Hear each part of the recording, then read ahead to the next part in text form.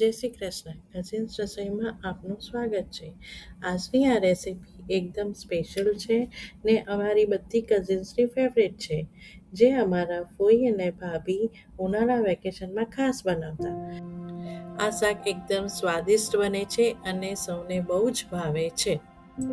સૌ પ્રથમ દેશી કે બદામ કેરી આ રીતે ધોઈને લેવી. ત્યારબાદ કેરીને છોલીને સમારી ક્રશ કરી લેવી મિક્સરમાં અને ગોટલો પણ રાખવો. ગેસ ચાલુ કરીને તાવડી મૂકી તેમાં 4 થી 5 ચમચી તેલ મૂકવું.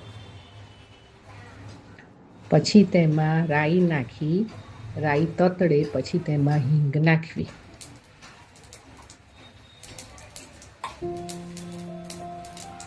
ત્યારબાદ મિક્સરમાં ક્રશ કરેલો કેરીનો પલ્પ નાખી દેવો અને એમાં ગોટલો પણ મૂકવો.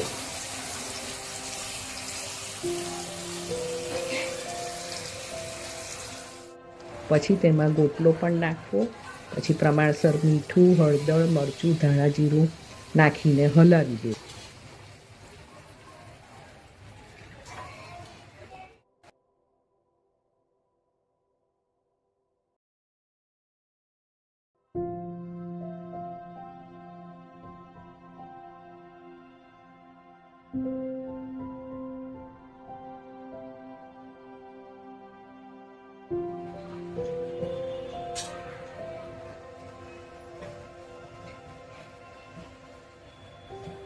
પછી તેમાં થોડુંક પાણી રેડીને બરાબર હલાવી દો અને ઢાંકણ ઢાંકીને ચડવા દો.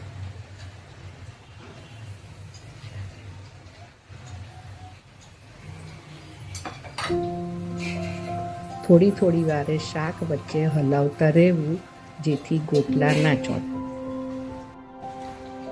હવે આ રીતે શાક ખદખદાવા લાગે એટલે તેમાં ગોળ નાખવો. ગોળ ઓગળે એટલે ગેસ બંધ કરી દેવો.